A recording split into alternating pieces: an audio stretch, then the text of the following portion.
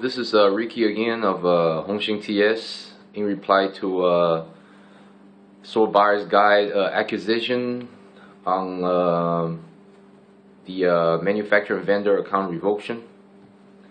So part of the thing they were talking about is like claim and reality. So I'm just going to go through this real quick. The first claim part is they're talking about I've created special. I'm claiming that I've created a special superior sharpening method, and that competitor swords are dull by comparison. Well, unfortunately, this is the truth that or any competitor or other manufacturer swords are dull by comparison, but it's not because you know, they make bad swords. Again, this is, you know, I think other manufacturer may have taken this as an offense. But what makes us different is basically we sharpen our swords, and we change the geometry if it's necessary in order to make them sharp. Now, the reason why that sharpness to us is so important, because sharpness to us is a show of quality.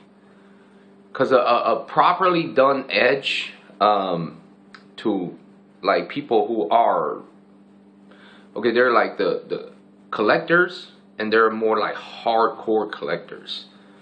It's like if I spend a lot of money to buy something, I really don't like it to be like kind of dull, and you know, and I don't really care what steel it is, this and that. I think sharpness on a bladed object is a show of actually quality. It's like if I wanted to buy a sword or a knife that's dull, I wouldn't spend $500-600 or $200-300 on it. I mean, you know, sharpness to us is like if I buy something that's supposed to cut, that's supposed to able to slice or whatever, this and that, I need to feel the thing is sharp. That's just our opinion, I guess, and our way of you know, seeing what quality is about. And I explained to a lot of people before, basically our sharpening is no different than the traditional Hiraniku blade. The Hiraniku blade basically is you have a consistent convex angle on both sides and in symmetry.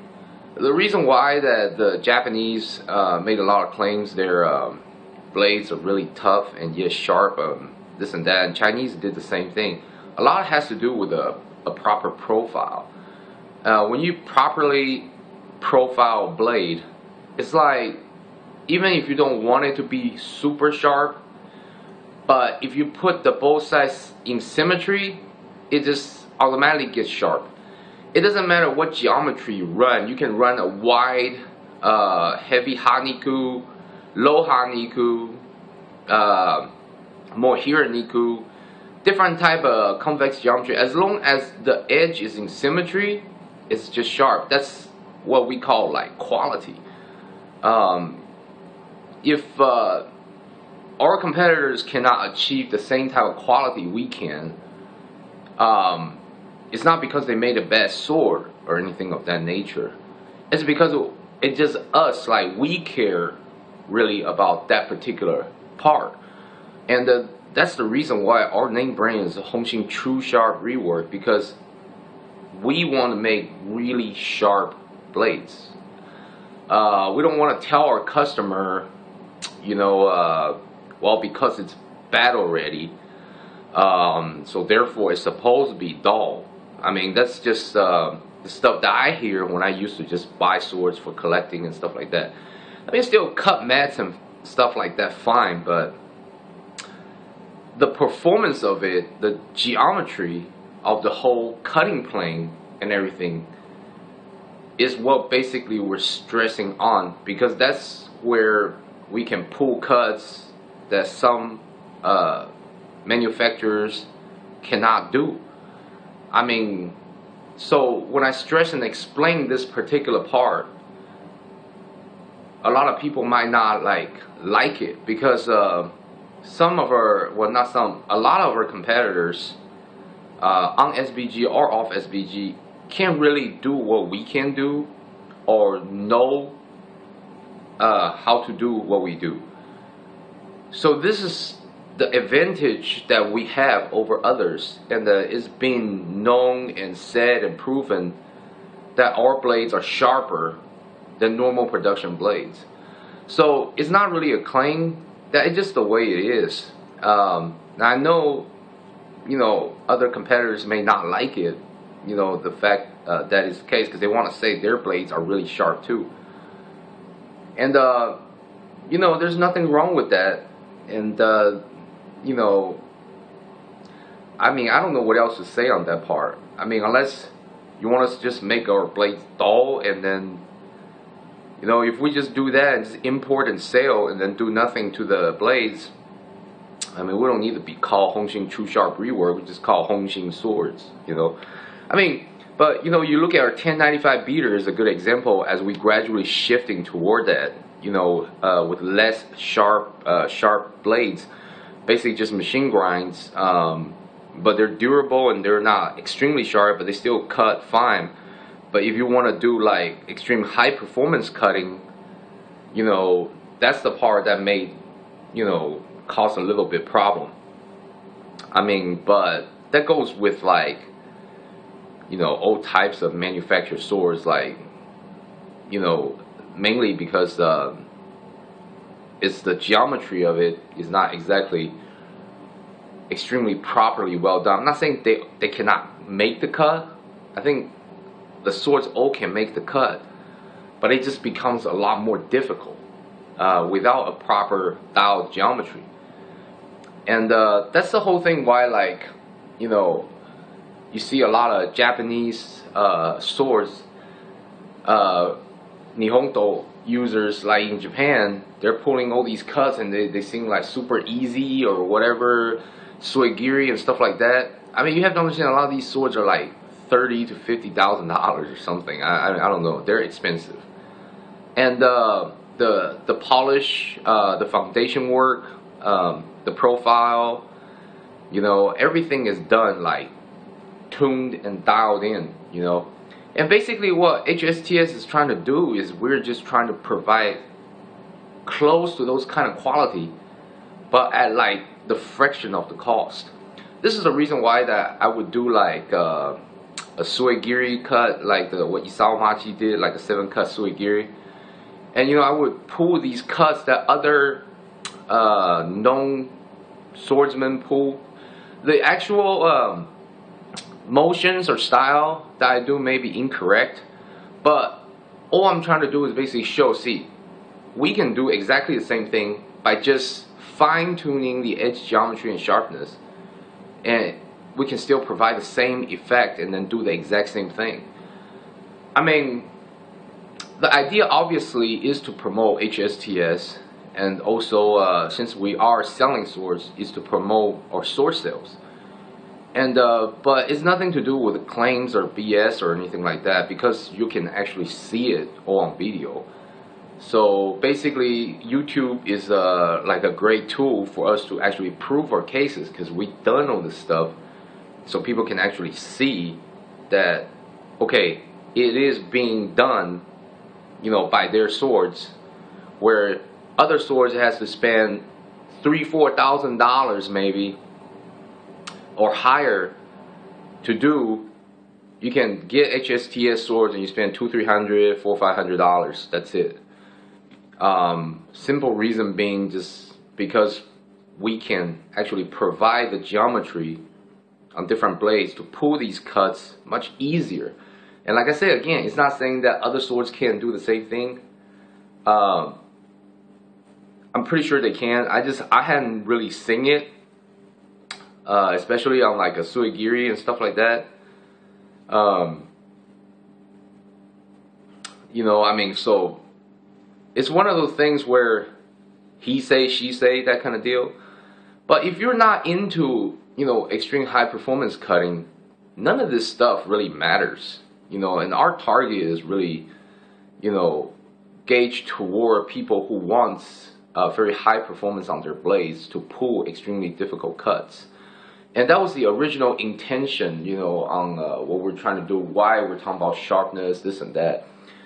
Like stuff we do like with zero distance cuts and things like that, where you don't have to swing the sword, just slice, and then y'all slice right through, and then y'all have a static cut and stuff like that. The reason we're showing that is if you have a correct motion, as in like slashing motion, and the edge alignment, what's gonna do is you're gonna pull the cut. This is like an assurance that the edge and the geometry itself is gonna provide you with a correct tool to do what you need to do. That's pretty much it. And the claim right here also to have access to special steel that can cut through Chinese T10. Reality claims of swords that can cut through other swords are common on eBay, but have never been proven, even this in this case.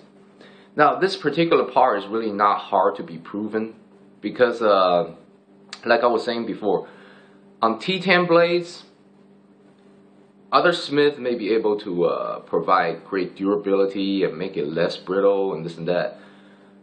Maybe we're just using different T10 swords or something. But to cut or break a T10 is really not that hard. You just gotta through harden it and then basically run a high HRC on it. Let's say if you go to HRC 63 or something like that. The whole blade is really hard, but it's really brittle. So when you have, like, say, a harder, high spring steel with a beefy edge, heavy Niku, you can literally keep on chopping at a T10, and then it will cause it to break just because of brittleness, not because that the blade itself is tougher than T10. This concept may not be acceptable to a lot of people who might not know. Is a high HRC doesn't necessarily mean a good thing. High HRC means that you're making your steel or whatever brittle, easy to crack and chip. So if you have something with a decent HRC like 56, 57, 58 and up, it's like 56, 57, 58 is about not as hard as 53, and it's less prone to chipping just because the steel itself is not as brittle. And if it's like a spring steel, real flexible, high impact resistance, what's going to happen is it's not going to break real easy because it's going to flex on impact. So when you have something that's not flexible and hard and brittle, and something that can flex real good but has decent hardness, the continued impact, the hard, brittle blade is going to break eventually. That's just the way it is. And this is the reason why that I mentioned about this particular part to their moderator, because I saw this happen and I was pretty impressed with the sword, and I was offering to send this sword to one of the moderators to do a destruction test. And the only reason why I brought this particular case up during our Budo thread is because the moderator I thought initially he was like upset with me because I didn't send the sword to him. I sent the sword to John for testing. But he thinks that's the same sword I was talking to him about. But it wasn't. It was completely different sword. And I hadn't received that sword yet. I was going to send it to him to test. So, I mean, it's one of them things where it's blown out of proportion just simply because I am kind of passionate to try to discover something new, to see if there's something tough or tougher or that kind of deal. Trying it out and see if we can improve our product. But it turns into something really weird because, see, I saw something tough, saw something that has a potential of making our blades better. I tried to send it to another person for testing. The subject was brought up, and then I'm how do you say, like a fraud, and then trying to lie to the community or blah blah this and that. This is kind of strange, but it's almost like they got a gridlock on something and they try to manipulate it into something else. I mean, which is fine. I mean, it's not like a big deal or anything. But you know, the reason why I explain this so people will really understand what this whole thing is all about. Okay, claims to have access to Japanese tamahagane. Now this particular part is really weird too, really strange. Basically, they say the reality, there are two places in China that makes tamahagane, one in Longquan and one in Dalian that belongs to Hanwei, and one place in Japan does not export it. It is for traditional domestic Japanese usage. And even if it was somehow obtainable, importing Japanese tamahagane for use in sword making outside of Japan were both astronomically expensive and functionally impractical. There's no special quality inherent to tamahagane that makes it superior to modern steel in sword making. First off, the tamahagane is nothing special quality inherent to, you know, superior to modern steel or anything of that nature. But secondly, I never said anything about we can import Japanese tamahagane.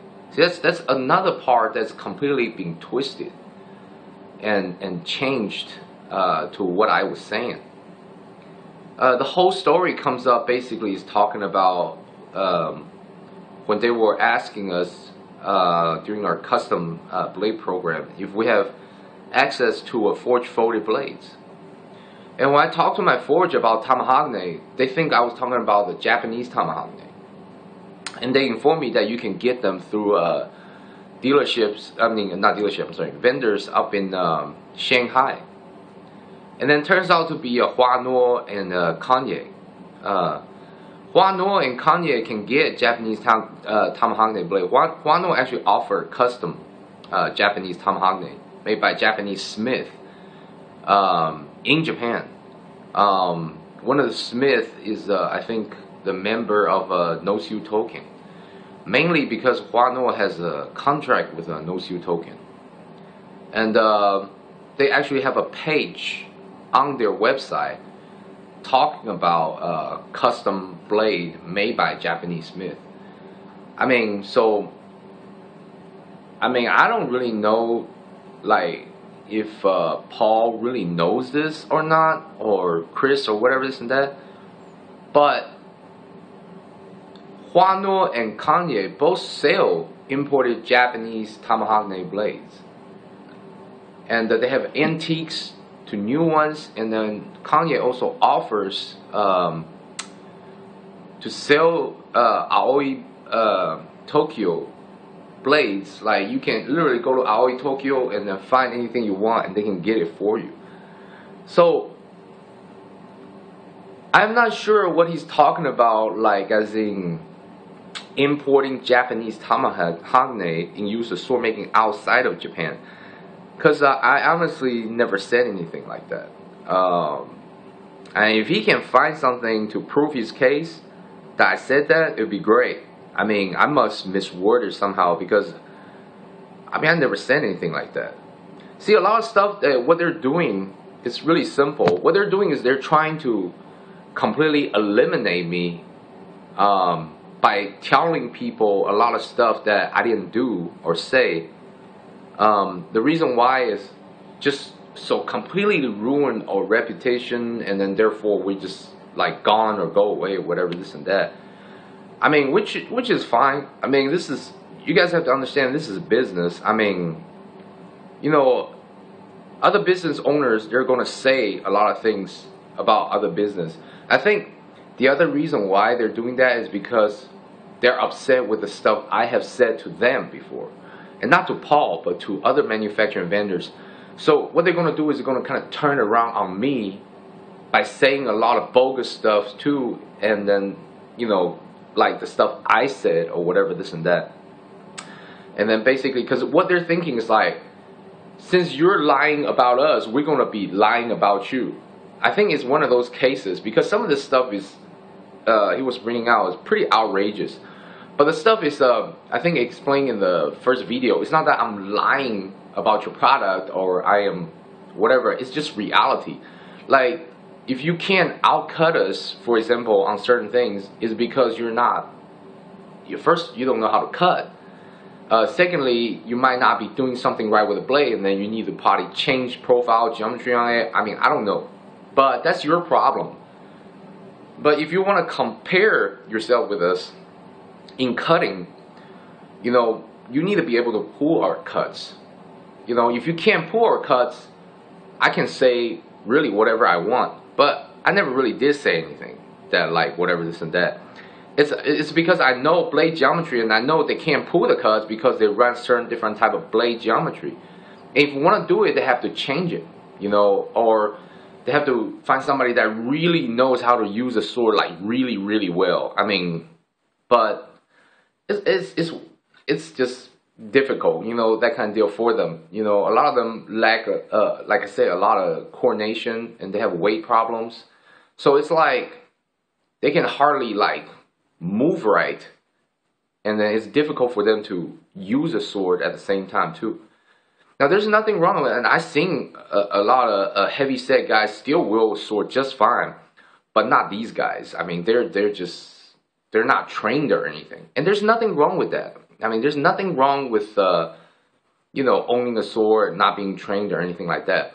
But the reason why I brought this up is when they're trying to compare themselves to me, and I'm not saying I'm like, you know, the best swordsman in the world or anything like that, or I am so fit and so great or anything like that. This is the part that people might misunderstand.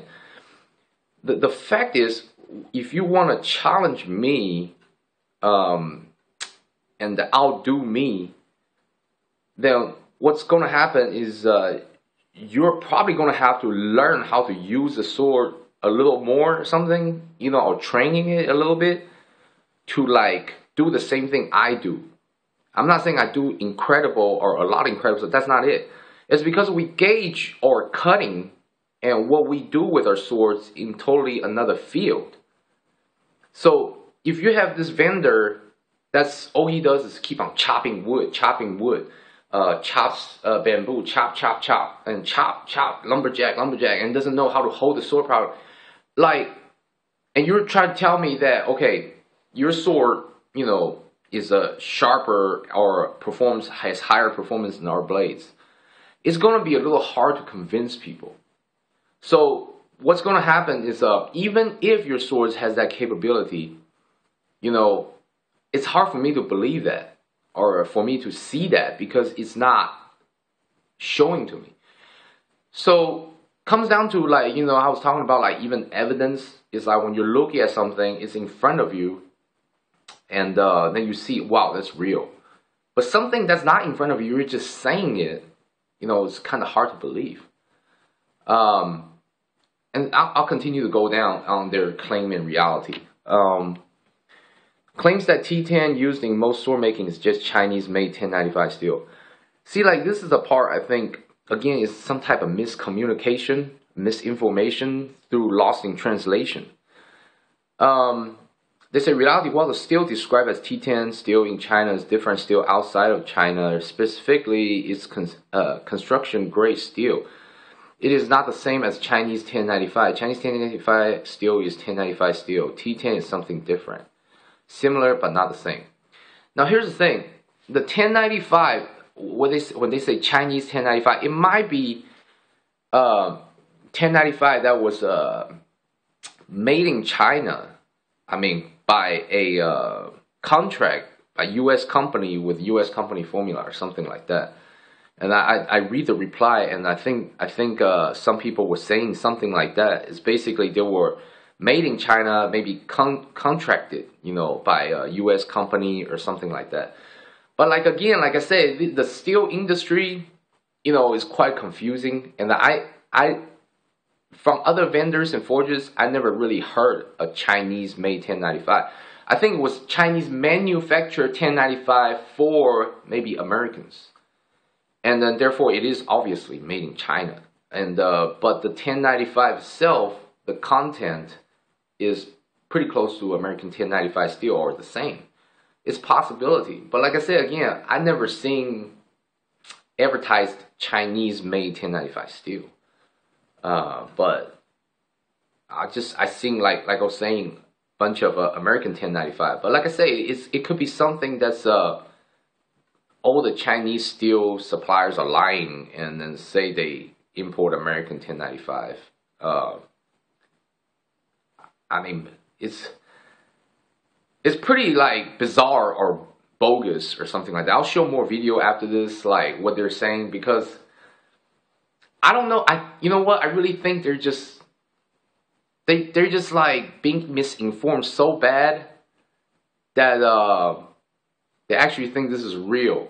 So it's like I don't really know what to say. It's pretty amazing. But yeah, like T10 is majority of the time the Chinese equivalent to American 1095 or 1095.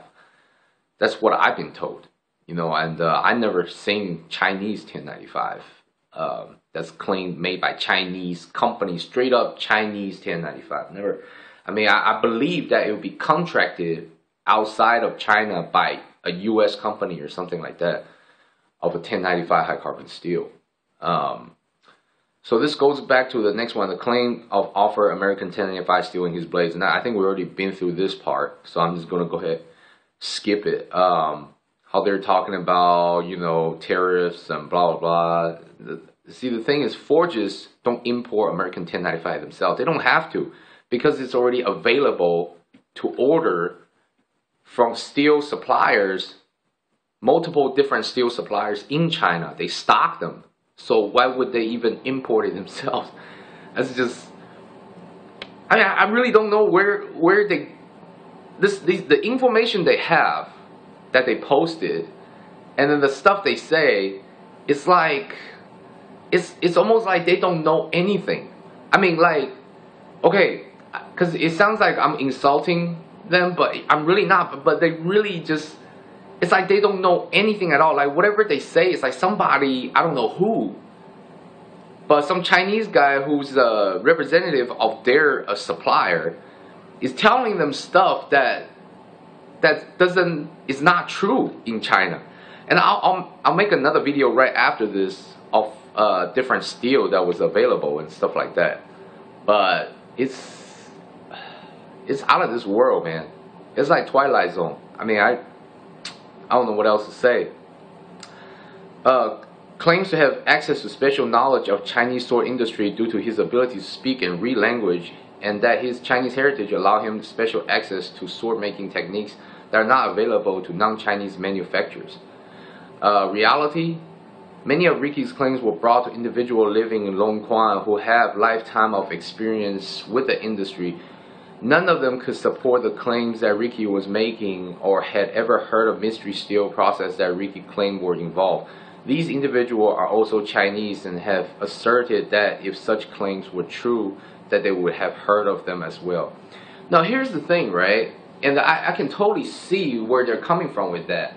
I mean, I know their supplier who supplied their swords for Mr. Paul Southern, and then also for you know, the other manufacturer. The thing about it is, in China, there are a lot of forges, and a lot of forges are in competition, just like over here. But their competition is probably a little more aggressive than over here, because you know, all the manufacturers, they'll have their own specialty or certain things, and there are smith forges, master smith forges, who works with traditional methods like Chinese iron sand and stuff like that. Our master smith who does like Budo, I mean, he's extremely well known. And like I said, when we make the video of how the whole process, how the Budo is made, then you guys can see exactly, you know, how that whole process goes. I mean, it's not a big deal at all. I mean, we don't mind making the videos to show or prove that exactly how we do our things. The problem is time, because it's like, I think I was mentioning it before, the steel right now, because they still have a lot of steel stock, so they can still make swords out of the steel they already made. But once that's done for, they have to make new steel. Once they make the new steel and everything, and they'll film the whole process, how to go from tomahawk all to, you know, with the alloy mix and process and the whole thing, where the sword the stock rounds comes out, and then they bang into swords, and the whole process, well, what have it. But the thing about it is, when they say, they ask these people in Long Quan or whatever, this and that. Now, Long Quan is a pretty big place, and even though a lot of people, they know each other, this and that, but a lot of stuff they all hide from each other, like tempering and you know, certain steel or process or whatever, because everybody has their own thing. For example, if they're talking about they can do a Soshu Kite or whatever 7-layer thing, you know, only probably they can do it. Now, are they lying or not? I'll be honest with you, I don't know. Because when I asked our forge or our master smith if this is real, they all told me it's bullshit. It's like, it's fake, it's crap, you know, there's no way, whatever, this and that. And if you just stack 7 layers steel together, that doesn't mean you made a Soshu Kite or whatever. Now, obviously, you don't see any real testing on that blade. So, I mean, it's one of those things where he say, she say, and then this forge is going to say something, that forge is going to say something. And the whole idea behind it is basically to eliminate competition, you know, as what they're doing now, pretty much. And there's nothing wrong with that. And you know, the reason why I keep on saying that, because it's just business. It's the way it is. And the only reason why I am responding to this is not because I directly care what they say. Is I care about our brand, and I'm just explaining, you know, their accusation, like what they're saying and then what we're doing. Because I really don't care they say all this stuff, and you know, I don't mind at all. And I know it's just business. It's nothing personal. And I don't want you guys to, like, my supporters, to hate, you know, or dislike Mr. Paul Southern and his forum, because I can tell you this right now, his forum is great. I mean, although it's business based, but you know, Mr. Southern himself is a really nice fellow. I mean, he has to do what he has to do in order to survive, because sword business is really a very small business. You're not going to get rich off selling swords, I can tell you this right now. It's more of like, you know, kind of enthusiast community, like arts and crafts that you kind of sell because you enjoy these blades yourself or whatever. You enjoy these type of arts and crafts, and then basically you're selling them not because you can get rich off them, or I mean, you want to make a little more money, no doubt, but it's more like a passion, that kind of thing. But then when you start having a lot of different people who are selling, then you can't afford selling them. You know, and then, you know, that kind of deal, it becomes a problem.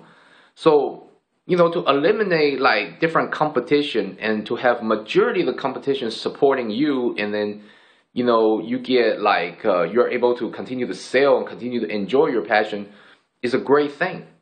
And that's something that, you know, I believe Mr. Sutton doesn't want to lose. And if I was him, I wouldn't want to lose it either. So like I was saying, it's a lot of stuff he said or whatever, this and that, and then he said he asked the Chinese people.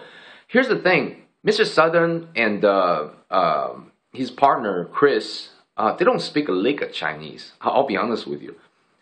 They don't have like the capability I have. This is real simple. Is because I can just call all these forges, you know, like with no issues. Literally make a phone call and ask them what they have, what they can offer. This is what I want. You think you can make it? I can call the Smith Forge, Master Smith Forges, and I just call them up and ask them stuff. So it's a lot of advantage I have simply because of that. For them, it's going to be a little difficult because all they can do is go on English websites where the Chinese forges advertise, like in Alibaba or Made in China, where they have English-speaking representatives for big factories, like where, you know, they get their Soshu Kite sword or whatever, this and that. It's like a huge factory. They do a lot of mass production. The places that we go to are like Smith forges or other forges that are concentrating on certain durability for certain different purpose, using and experimenting different steel. These people don't speak English at all. They don't even have English-speaking representative. And when they need English-speaking representative, they have to hire an outside company to represent them.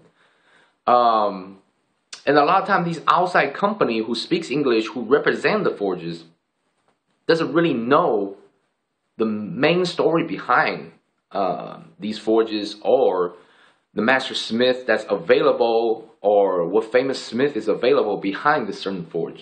I mean, it's quite difficult, but it's nothing like mysterious or anything. Just the way it is. It's a lot of language barrier.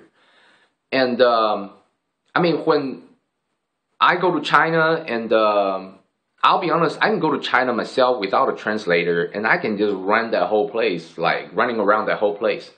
You know, I can, you know, go ask anybody on the road, hey, where to go, this and that, and because I speak Chinese language. It's like what they're trying to say is because they've been to China, they know everything about China, and they know everybody there. And I can tell you that, like, I done ask a lot of manufacturing vendor over there, do they even know Paul or Chris? And they have no idea who they are. The reason why is maybe they supposed to know, but I'm sorry, they don't know who they are. Because the reason why is they're not Chinese, and they don't really born, live, and work there. They're vendors and businessmen. So, I mean, you know, they buy only from like one forge or one store or whatever, this and that. So it's one of those deals where if I go to Brazil and I've been there and I stay there for like 2-3 weeks, and when I come back and I tell everybody I know everything about Brazil, that's just not going to happen. We all have like maybe once or twice traveled into other countries before and stayed there for a little bit. But that doesn't mean that you're going to know everything and everybody in that area or whatever, this and that. The claims they're making is, to be honest, is okay, it's very ridiculous, but I can see why they say that, because they have a full trust in the Chinese people they're dealing with. So the Chinese people they're dealing with, which is maybe like 1 or 2 of them, or 2 or 3 of them, when they say something, Mr. Southern and his partner treat it like gold. You know, like, oh, if you say so, that must be true, because you have such a big factory and forge, you must know everything. But unfortunately, you know, it's one of the things like, you know, that's just not true. You know, and like I said, just because you think you know everything doesn't mean you know. There's always going to be somebody who knows more. I mean, just the way it is. So, I mean, but I can see why they say that. It's not a big deal at all. There's nothing wrong with that. Claim that other manufactured swords overbuilt, carry hidden bevels, or otherwise are inferior compared to his product. That's the claim. In reality, Ricky's swords are made in very same forges by the very same smith, using the same steel and the same process as other swords coming from Long Quan. His statement about other manufactured swords are blatantly misleading and false. Okay, so I think a lot of you guys have already seen my hidden bevel videos, whatnot. And you know, some swords are overbuilt. You guys see some of the swords in comparison, like the amount of niku they have on the blade is just like ridiculous. You know, I mean, so it's like a lot of time when these manufacturers are making these heavy niku, sometimes have a safety bevel, whatnot, is because that sword is advertised for hard targets, and there is nothing wrong with that at all. When your sword is advertised for hard targets and you're adding niku and this and that to, you know, brace and, you know, strengthen the edge, there's nothing wrong with that. But if you're trying to say that sword, you know, that's meant for hard target, is also a high performance match cutter or a trick cutter, then obviously that is not true. We all know that. You try to take an axe and slice bread, that's not going to happen. Anybody knows that that's not going to happen. So when we're talking about, I know exactly what he's talking about, because he's talking about the Budo comparison to bamboo mat. And if you saw my Budo testing video, I compare it to a bamboo mat. The bamboo mat has really thick, heavy edge on it. So obviously it's going to be tougher than the Budo. But its cutting ability drastically lessens. When I try to do a dodan on a piece of tatami or mote, it cut not nearly halfway. Now I'm pretty sure you can cut through it. You know, you have with more strength or more better technique. But I can't do it, you know? I mean, it's one of the things where, because bamboo mat is advertised as a high alloy, you know, tough cutter.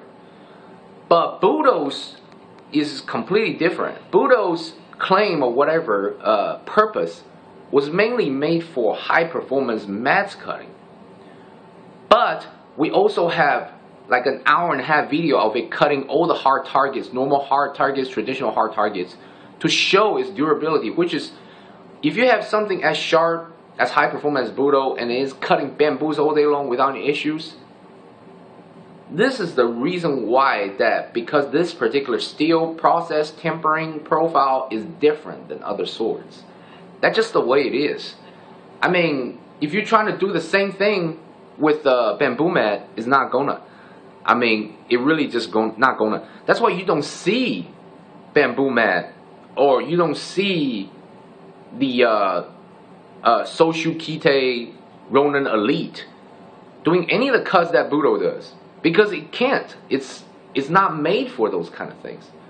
It's made for supposedly battle ready and tough or something. I mean, I don't know. I don't know exactly what purpose those swords are made for. It's like, for example, they say, okay, we introduced this high alloy steel, blah, blah, blah, this and that. Okay, what is it for? Is it made for general everything? Because honestly, like, I don't see and feel that it really particularly perform well in any field. So it's kind of like a very generally made blade. It's like, it'll just cut whatever, but in performance wise, it's not really giving any specific direction to the consumers. What type of performance would it offer besides durability? And then if you look at it, when we're making a Budo, we specifically stress it's in certain performance field, and yet we also say it can handle all the hard targets, all the traditional hard targets. And then, you, like I say, if you see an hour-and-a-half video, John, who's helping us to test the blades, has put that blade through over 100-some bamboos, yellow bamboos, wood dolls, and all this stuff. So the whole thing is, we want an extreme sharp and high performance blade to able to handle hard targets, and then we have done it. And the reason being, and that's the reason why I was saying, because they're saying like I'm trying to hype it or something, like we have secret steel, blah, blah, blah, this and that. Reason being, because the steel, the tempering process, the profile, this blade is just different than your conventional Ronin Elite or a bamboo mat or something like that. That's why we can perform all these cuts on the blade while they're just sitting there doing nothing really. So I mean, it's one of the things where, if you want us to prove our case, we prove it through cutting, performance, ability, and durability. If you want us to further show you where we get our blades made, the exact content, tempering process, I'm sorry, nobody will do that. Nobody will do that. No forges will do that. But that's what they grasp hold on and then try to basically use it against us. But there's nothing wrong with that. Like I say, I mean, it's business. It's like, if I have something that I think is great, and then, you know, I'm selling it really expensive, I don't want other dealers to undersell me something cheaper and also perform not only as well or better, like a whole lot better than what I have. I mean, this makes my blades look bad. I mean, that's the whole thing. I think the whole thing about it is, and I can see, you know, through the posts and everything, and a lot of people, they're upset with me, and they try to use the word like maybe annoying or this and that kind of deal, or I'm bullshitting. It's like, basically, I think what I have done, and I kind of see where this is the complaint was. What I have done is basically I show them up in a lot of things, but it's not because I'm trying to show them up, because I'm trying to show them look, this can be done. This is not a lie. Like, it's in front of you. Now see it. But like I said on my first video, it's like they live so long by certain things, is they can't see even when it's in front of them. It's amazing. I mean, I never seen anything like it. If somebody say they can fly, and I can take him anywhere without any props, and he flies for me, trust me, I'll believe him. Because the reason why is I'm seeing this with my own eyes, and that it's real. And I don't care how he did it, but he did it. So to me, that's good enough. That's proof. If he can pick me up too, same time, and fly up, whatever, this and that, and there's no wire attached to him, trust me, I believe it. You know, that's the whole thing. But if you're saying that we're making certain claims, and then we're not backing it up with reality. Reality basically is cutting ability performance that we claim this so well be. Then I can see where you're going with it. But the reason why we're able to perform these type of cutting ability and durability is because the steel we're using. That's why we're the only people who are doing it, who are actually achieving this. And I'm trying to be real honest about it. That's what we're using. And this is the reason why we're able to actually have this type of durability same time with the sharpness. And you see on the video testing, it's not a lie. You know, and John told me straight up, I'll tell you guys, John told me straight up, John Walter on YouTube, and he also got banned on SVG with me, because they think like he's helping me to lie. That is just, that's so sad. I think they got into a point where they're just, I think they got desperate. I'll be honest with you, because it's just we're doing so much that they cannot do, that it's becoming like really difficult to catch up. I think it's maybe one of the things, and there's nothing wrong with that. I feel so bad, and I apologize to John that he got kicked off just because he tested our blades.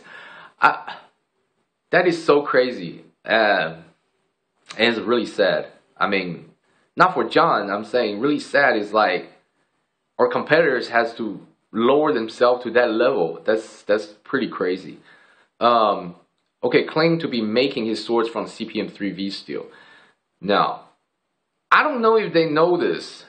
There are buttloads of CPM 3V steel sales in China. I mean, there are buttloads from Crucible.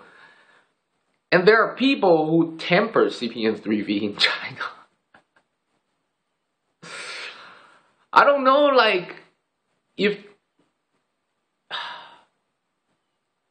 It's like, I'm not even mad about it. I just think it's so funny. And, it's like they really have no clue what Chinese market has to offer. It's so sad because they can't read Chinese, they can't research in Chinese and find out there are like a gold mine, like a buttload of opportunity out there.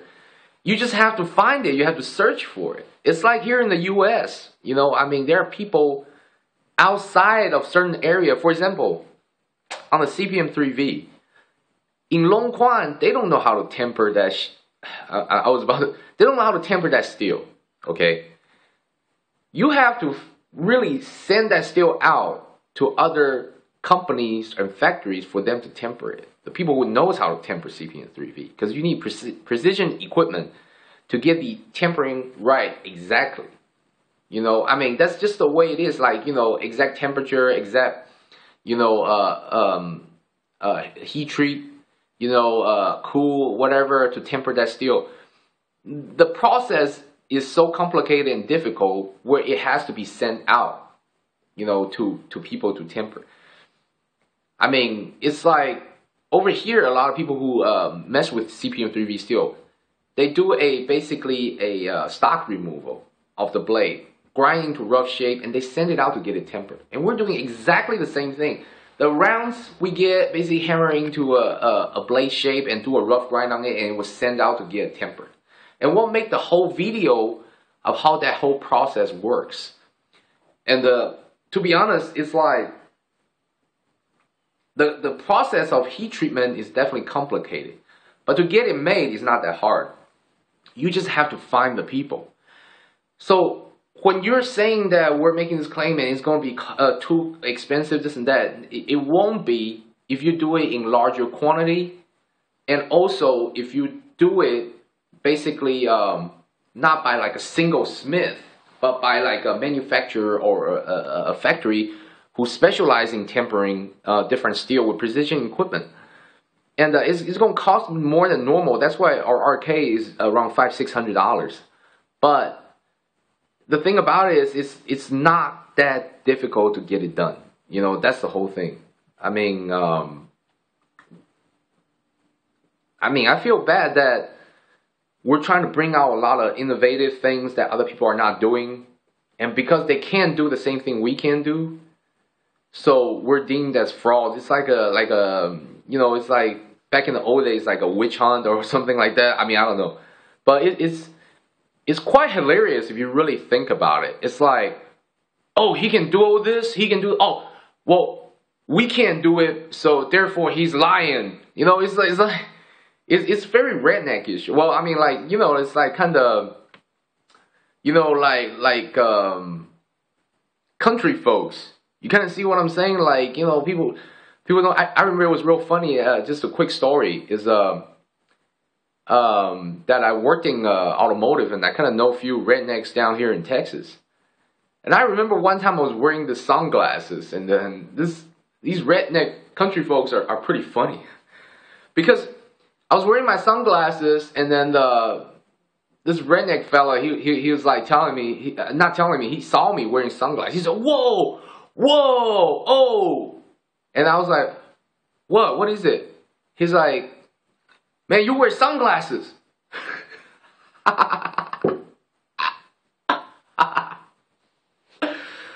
No, I mean, it's pretty much like that, you know. It's like, because he's never seen a Chinese person wear sunglasses. He probably hardly seen any Chinese people at all, you know. And so, I mean, when I wear sunglasses, and I told him too, his name is, by the way, his name is T-Bone. I go, you know what, T-Bone, I wear pants too. I mean, because the thing about it is because when some people, they don't know, or they have never heard of it. And then when they see it, they just, oh my man, it's unreal. So I mean, it's like that kind of effect. It's quite funny actually. That's why, you know, when I read this stuff, I'm not really upset or anything. You know, like when this first initially happened, you know, I mean, I didn't even do anything. I went out eat Korean barbecue with my friends. You know, so it's like I mean, I just think it was, you know, funny, to be honest. Now, obviously, you know, I mean.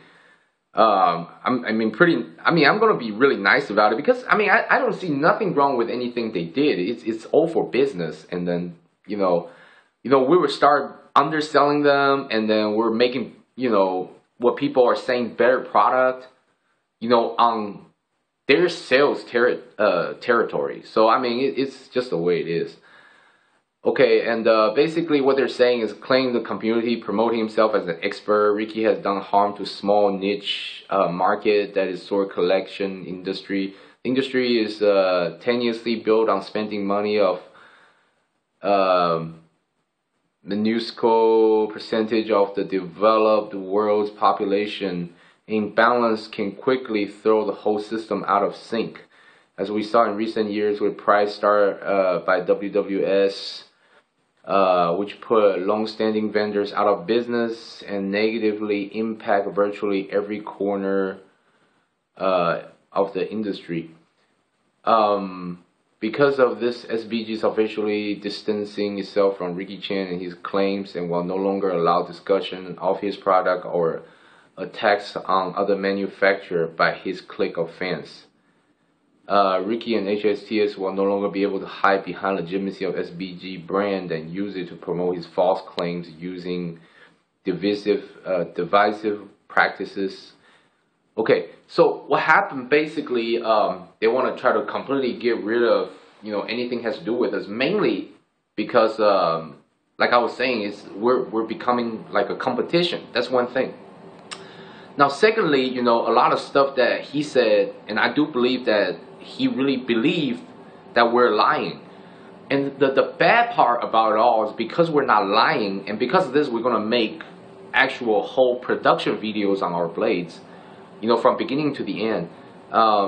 So this may actually turn out to be bad for Mr. Southern, because what's going to happen is once we bring out all the process and everything and we document everything, you know, it might be turning out that he's a liar or he doesn't know anything.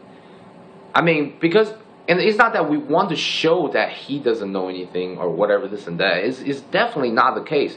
Because you guys have to understand, I still respect Mr. Southern for, even though he did this. And I can see where he's coming from.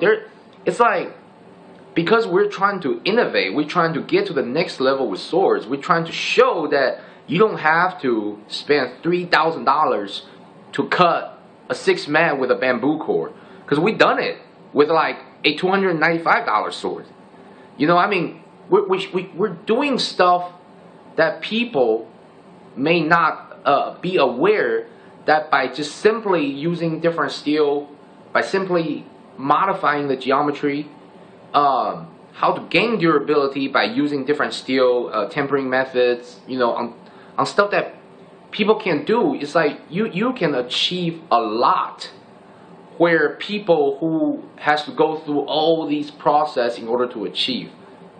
So basically, what we're selling is the performance, the durability is starting to matching really high-end blades.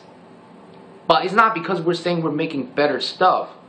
It's because by clearly understanding sword profile and geometry, how to use the sword properly, you really can achieve a lot, as in, you know, the cutting and the ability of the blade itself.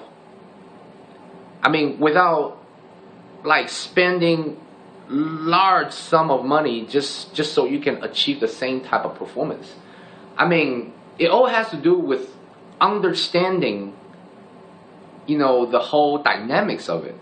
Once you understand and you know exactly what type of steel, what type of ability that you want your blades to achieve, that you can pretty much achieve any type of cuts that you want. And through practice and everything, you know, once you have the right tool, you have the skill, you know, I believe that you can really just do anything like I did. That's the reason why I match all the cuts that famous swordsmen did,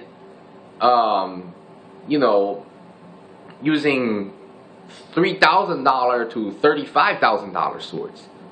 And the reason why I did that is real simple, is to prove and to show that it can be done by some Chinese guy who just knows how to profile blades. I mean, it's really not that difficult. But that's just the way it is. And this is part 2 of it. I'll make a part 3 on exactly where we get the steel and how easily accessible these steel are.